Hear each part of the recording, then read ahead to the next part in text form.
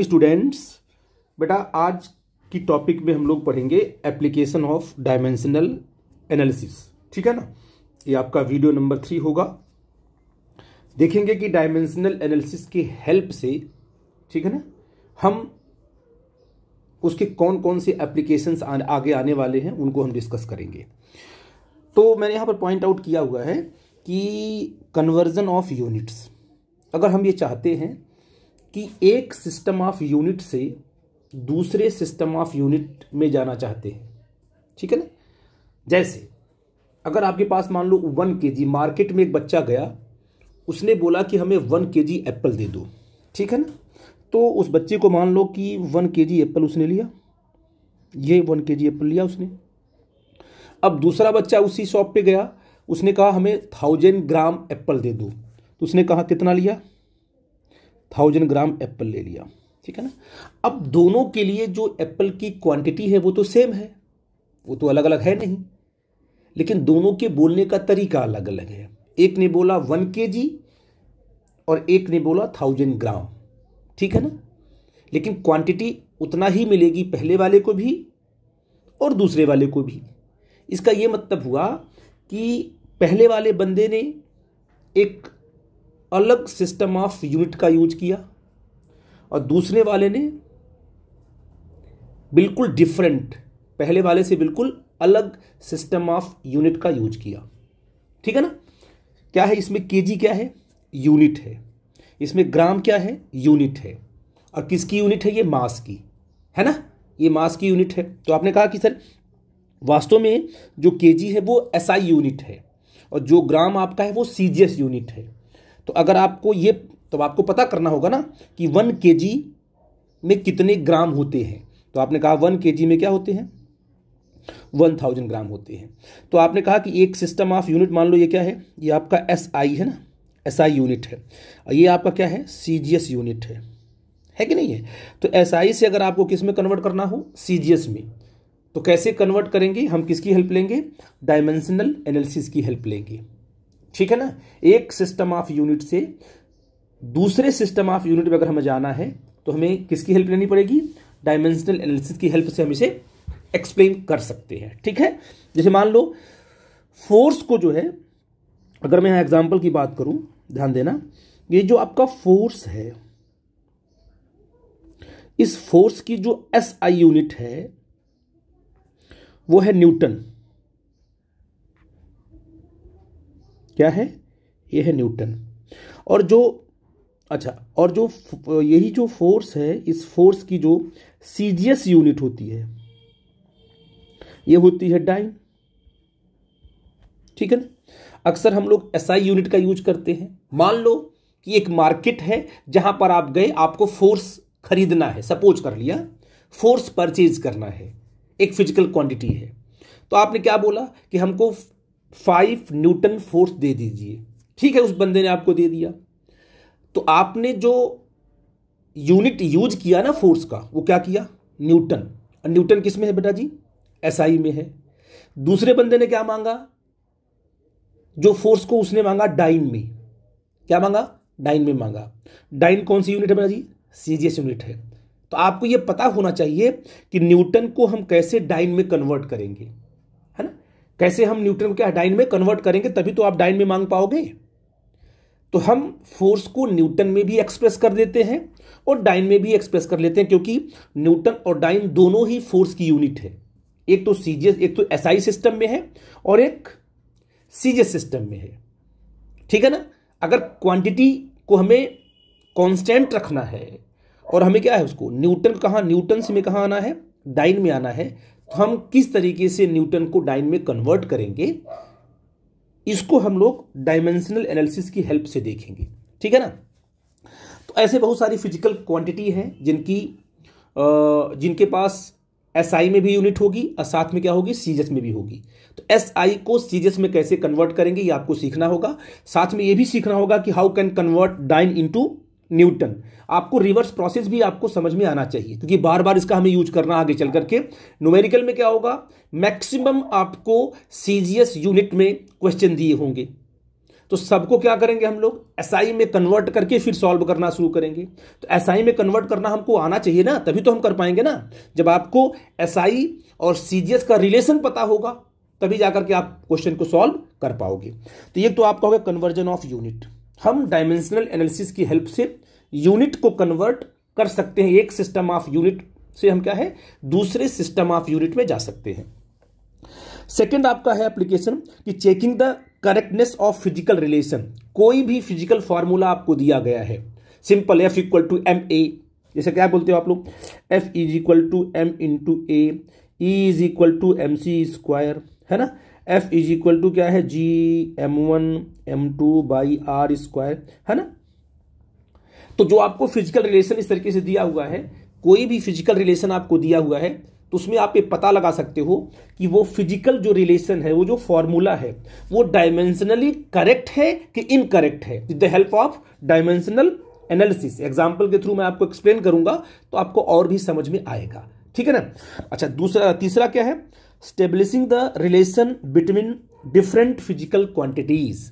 आपको बता दूं मैं, जैसे मान लो आपसे मैं बोलूं कि मैंने आपको 3 क्वांटिटीज दे दी। जैसे मान लो मैंने कहा कि एनर्जी जो है वो जो है मास पे डिपेंड करती है और स्पीड ऑफ लाइट पे डिपेंड करती है। मैंने ऐसा आपको बोल दिया कि एनर्जी जो है मास पर डिपेंड करती है और स्पीड ऑफ लाइट पर डिपेंड करती है। मैंने ये इंफॉर्मेशन आपको दे दी और फिर मैंने बोला कि ई, एम और सी में एक रिलेशन बनाओ, एक रिलेशन बनाओ। तो मान लो आपको E = mc² नहीं पता है, सिर्फ आपको हमने एक ऑप्शन में क्या दिया, E किस पे डिपेंड करता है, मास पर और स्पीड ऑफ लाइट पर। अब इनको लेकर के आप एक रिलेशन बना सकते हो with the help of dimensional analysis. तो डायमेंशनल एनालिसिस की हेल्प लेके यहां पर आप E = क्या है mc² फॉर्मूला आप डिराइव कर सकते हो, और मैं करूंगा, करके दिखाऊंगा आपको। आपको सिर्फ कितना पता था कि एनर्जी किस पे डिपेंड करती है, मास पे और क्या है स्पीड ऑफ लाइट पे। तो इनमें कैसे रिलेशन बनेगा ये आपको नहीं पता ना। ये तो ऐसे भी पॉसिबल हो सकता है, E = m/ क्या है c² ही बोल सकते हैं कोई बच्चा, लेकिन ये गलत हो जाएगा। जब आप डायमेंशनल एनालिसिस की हेल्प लोगे तो आपको यही फॉर्मूला मिलेगा, जो एग्जैक्ट फॉर्मूला मिलता है। आई थिंक मेरी बात आप समझ रहे हो, एग्जाम्पल के थ्रू आपको और समझ में आएगा। तो आपका ये थर्ड एप्लीकेशन हो गया। फोर्थ क्या है, finding the dimensions of the physical constant. Physics में बहुत सारे फिजिकल कांस्टेंट आते हैं, जैसे आपका ग्रेविटेशनल कांस्टेंट G आ गया, प्लैंक कांस्टेंट आ गया, गैस कांस्टेंट आ गया। ऐसे बहुत सारे कांस्टेंट आपको मिलेंगे जिनका डायमेंशन हम डायमेंशनल एनालिसिस की हेल्प से फाइंड आउट कर सकते हैं। ठीक है बेटा जी, तो मैं एक एक करके एग्जांपल लेके चलूंगा तो आपको और भी समझ में आएगा, ठीक है ना। अब देखो बेटा जी, यहां पर क्वेश्चन क्या है कि कन्वर्जन ऑफ यूनिट हम लोग पढ़ने जा रहे हैं। पहला पॉइंट था जो एप्लीकेशन था, उसमें एग्जांपल 1 क्या था, कन्वर्ट 1 न्यूटन, और न्यूटन किसकी यूनिट है, फोर्स की, और कौन सी यूनिट है, SI यूनिट। तो SI यूनिट क्या बोलते हैं, न्यूटन, इनटू डाइन। डाइन कौन सी यूनिट है, CGS यूनिट है किसकी, फोर्स की। तो डाइन भी फोर्स की यूनिट है और न्यूटन भी फोर्स की ही यूनिट है, लेकिन ये SI में है और ये CGS में है। तो हमें ये प्रूफ करना है कि 1 न्यूटन में कितने डाइन होते हैं, मतलब न्यूटन को हमें डाइन में कन्वर्ट करना है with the help of dimensional analysis, ठीक है ना। तो आपको पता है कि आप जब एक यूनिट ऑफ सिस्टम को दूसरे में कन्वर्ट करते हो तो ये फार्मूला चलता है ना आपका। जैसे मान लो एग्जांपल अगर देखें, यहाँ पर थोड़ा सा आपको एक्सप्लेन करते हैं। देखो आप कहते हो ना कि मान लो कि सर 1 kg = 1000 ग्राम, ऐसा आपने पढ़ा है सिंपल। तो अब बताइए ये कौन सी यूनिट है, पूरा का पूरा ये SI यूनिट है क्योंकि kg आया हुआ है, और इसमें क्या आया है, ग्राम। ये किस में चला गया, ये चला गया CGS में, ठीक है ना। तो जो आप मार्केट में गए हो जो एप्पल लेने के लिए या मैंगो लेने के लिए, जो क्वांटिटी आपने ली वो क्वांटिटी तो चाहे बोलो उसको 1000 ग्राम, चाहे वो बोलो उसको 1 kg, क्वांटिटी की वैल्यू तो वही रहेगी, वो चेंज होनी नहीं है। तो आपने क्या देखा, आप ये कह सकते हो अगर मान लीजिए ये SI सिस्टम है तो इसमें जो न्यूमेरिकल वैल्यू इसको आपने N1 ले लिया, इसकी जो यूनिट उसे ले लिया आपने U1। N1 क्या है, न्यूमेरिकल वैल्यू, U1 क्या है, यूनिट्स है, 1 सिस्टम ऑफ यूनिट, और सेकंड क्या आपका N2 है, और ये क्या आपका है U2 है, और फिजिकल क्वांटिटी आपकी Q है। तो आप ऐसा बोल सकते हो कि Q physical quantity equal to क्या है, N1 U1 is equal to क्या होगा, N2 U2 and dot dot, अगर कोई और सिस्टम आएगा तो भी आप इक्वल कर सकते हो। ये जो है फॉर्मूला चलेगा फिजिक्स में, देख रहे हो आप लोग। N1 क्या है, न्यूमेरिकल वैल्यू, U1 क्या है, ये यूनिट्स है ना। U1 कहने का मतलब कि फर्स्ट सिस्टम आप यूनिट यानी SI यूनिट की बात कर रहे हो। अब किस में कन्वर्ट कर दिया आपने, CGS में किया कन्वर्ट, या तो कोई जो भी यूनिट आपको दिया होगा एक सिस्टम से कहाँ गए दूसरे, तो आपने देखा कि ये इनका जो प्रोडक्ट है वो बराबर होगा, क्योंकि क्वांटिटी क्या है, बराबर है। तो आप ये कह सकते हो सर कि देखिए, अच्छा यहाँ पर क्या न्यूमेरिकल वैल्यू आपकी है 1, तो N1 आपका 1 हो जाएगा। यूनिट क्या आपकी है, SI यूनिट आपकी kg, तो U1 आपका kg हो जाएगा। ये N2 और क्या है, U2। एक चीज़ आपको यहाँ देखने को मिलती है कि अगर यूनिट बड़ी हो गई, अगर kg बड़ा है या ग्राम, तो kg यूनिट बड़ी होती है ग्राम से, तो अगर यूनिट बड़ी है तो पक्का है कि उसकी न्यूमेरिकल वैल्यू क्या होगी, छोटी होगी, तभी ये इक्वेट होंगे। तो ऐसा आप बोल सकते हो कि सर अगर यूनिट क्या होगी, बड़ी होगी, तो पक्का है कि इसकी जो न्यूमेरिकल वैल्यू है वो क्या होगी, छोटा होगा। और अगर क्या है, यूनिट छोटा होगा, तो पक्का है कि उसकी जो न्यूमेरिकल वैल्यू है वो बढ़ जाएगी। जैसे यहाँ पर क्या है, ग्राम छोटा है ना, तो ग्राम की जो न्यूमेरिकल वैल्यू है वो 1000 हो गई, तो इसकी न्यूमेरिकल वैल्यू बढ़ गई। तो ये भी रिलेशन बड़ा इंपॉर्टेंट, अगर आपको याद रहेगा तो आगे चल करके इसमें प्रॉब्लम बनेंगे तो आप क्या आसानी से उसे हैंडल कर पाओगे। ये तो छोटी सी इन्फॉर्मेशन थी ऐसे।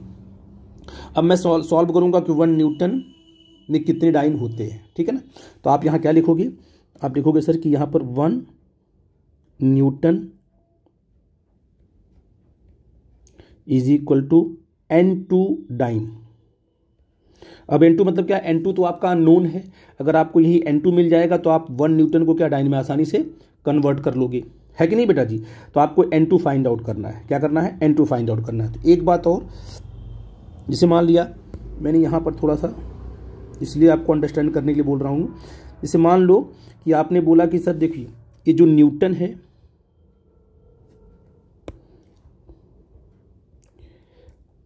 और ये जो आपका डाइन है, तो न्यूटन क्या चीज़ है, न्यूटन तो SI यूनिट है और डाइन क्या है, CGS यूनिट है, किसकी, फोर्स की। अच्छा न्यूटन क्या चीज़ है, न्यूटन तो आपका फोर्स ही तो है, ये फोर्स की यूनिट है ना न्यूटन। न्यूटन किसकी यूनिट है, फोर्स की। कौन सी यूनिट है, SI यूनिट है। अच्छा बताओ डाइन किसकी यूनिट है, वो भी फोर्स की ही यूनिट है ना, लेकिन कौन सी यूनिट है बोलो जी, CGS यूनिट है। तो ये भी फोर्स है, ये भी फोर्स है।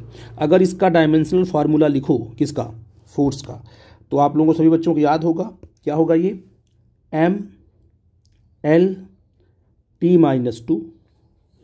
इसका क्या होगा, यहाँ भी फोर्स है तो इसका भी क्या बन जाएगा, MLT-2, ठीक है ना। तो दोनों, इसका भी MLT-2, इसका भी MLT-2, जबकि ये किस में है, SI में है, न्यूटन है, ये किस में है, डाइन में है। फोर्स तो दोनों फोर्स हैं, ये भी फोर्स है, ये भी फोर्स है।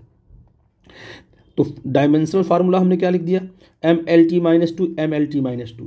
लेकिन अब इन दोनों में अगर देख के बता, आपको पूछा जाए कि इसमें से कौन सा डायमेंशनल फार्मूला CGS का है और कौन सा SI का है, तो आप बता नहीं पाओगे, क्योंकि दोनों सेम है।